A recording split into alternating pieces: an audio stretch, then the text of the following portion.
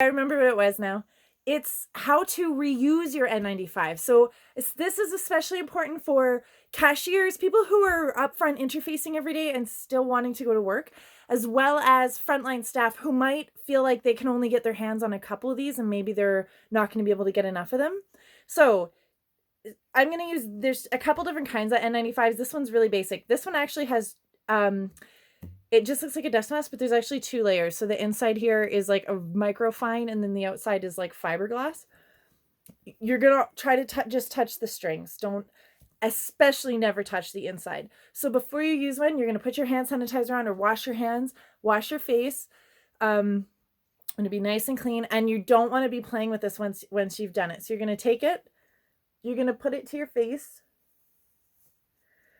You're going to want to make sure it's a comfortable fit. Don't seal it yet, but you just want to make sure it's a comfortable fit. So your bottom strap is going to go below, I don't know if you can see that, the crook of your neck, or your top strap. And the bottom strap is going to go on the top so that it's kind of making a seal here on your head like that.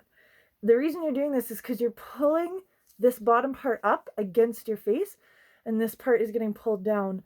So you're putting pressure here on your face. Okay, so fit test.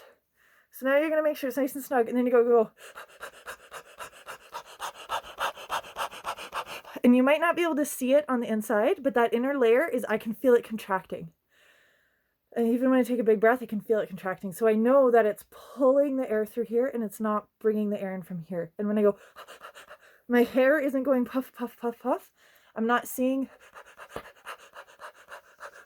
I'm not feeling any air coming out along this. So now I know it's got a good seal. Okay, so let's say you've worked all day.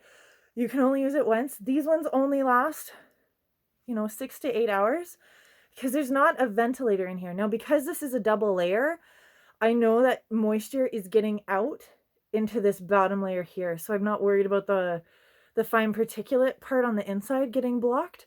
It's fine. This hasn't gotten wet on me or killed me yet. And I think people who are saying it's going to get wet and not be safe are actually trying to deter people from buying them in the first place because there's a shortage.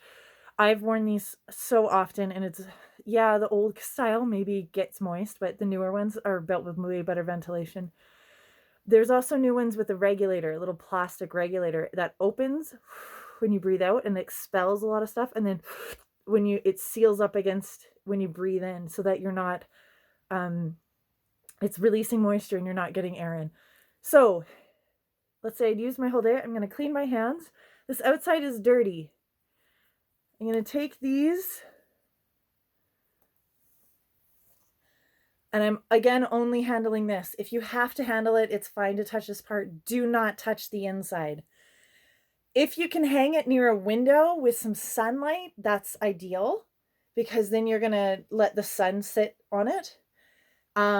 Or you can take a saucer and put a piece of plastic down. You don't want to create a seal. You can either put this top part down like that, or you can leave it up. I guess it doesn't really matter. You could put it in the sun and you can leave it for a few days, right? If you leave it for a week, it's relatively going to be okay to use again if we have to start rationing our supplies. If it's like, it's not ideal, sure, you want to dispose it every time, but that might not be a reality, and it's going to be better to use it a second time than it is to go into an environment where you're at risk. Another thing you can do with this kind is put it on a tray, put it in an oven for 165 degrees for about 10 minutes. It doesn't wreck the fabric, the material. It doesn't warp it. This kind, it's fine to do that. And you'll actually bake it. And it's been shown to kill off quite a few viruses when you do that, so that it's relatively safe to use again. But again, exposing it to UV light and letting it rest for quite a few days is going to do wonders in terms of making this stuff safe again. Okay, so the ones with the ventilators, you don't really want to put those in the oven because the heat could warp the seal on those ventilators and you're not really sure if it's going to work again. So the best thing to do is just to expose it to as much UV light as you can and let those rest for a long time. So you can label them 1, 2, 3, 4, 5, 6, 7, 8, 9. So you have 14, and every day for 14 days you just rotate through to a new one if you have to. That might just be the best thing to do. But the way we like to hang ours up is we actually suspend ours like this in our vehicle so it's suspended from the roof. And we'll only use it a couple of times because after a while we want to toss it down. Again, when we get in our vehicle, like, oh my God, Jeanette's going crazy with the Lysol wipes, and I'm let all the Lysol stuff sit for 30 seconds. Hand sanitize like crazy. We go to town, our goggles, like everything gets wiped up and it all gets put down in the same spot. Steering wheel, keys, debit cards, everything gets wiped down. The purse, everything gets wiped down. Our door handles, like everything. We have a bag that we're putting all of our used Lysol wipes in.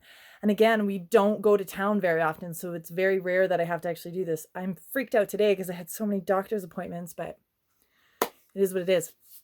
Okay, and the last thing, don't be racist. Oh my God, it isn't China's fault that this virus happened. It could have happened anywhere.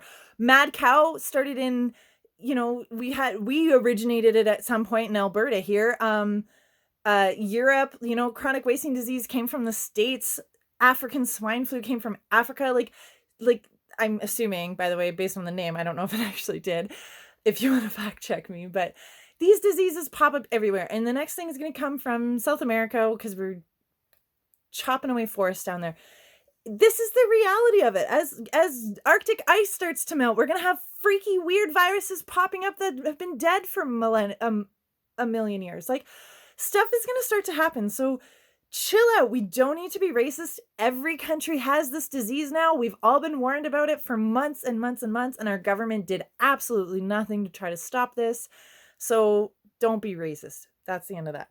And yeah, I look forward to the new world. Okay, new world. Imagine if all of our homes are sustainable and we don't have to work all the time. Yay, so awesome. 4-day work week, anyone? How about instead of traveling for 2 weeks here or there or whizzing around here, like, let's seriously reduce our air travel. Like, seriously, nobody needs to be traveling this much. How about let's have such an easy, abundant life from now on where we don't have to work like slaves. How about you go travel for 6 months to a country and you make that plane trip worth it and have an amazing experience and live some crazy cool life, or a year, let's do that stuff. Let's have that kind of life instead of this, like, oh, I escaped for 2 weeks and got hammered the whole time on a beach where there's actually genocide and poverty all around me, but I'm like some entitled elitist white person. So like that, you feel what I'm saying? That's what I'm talking about.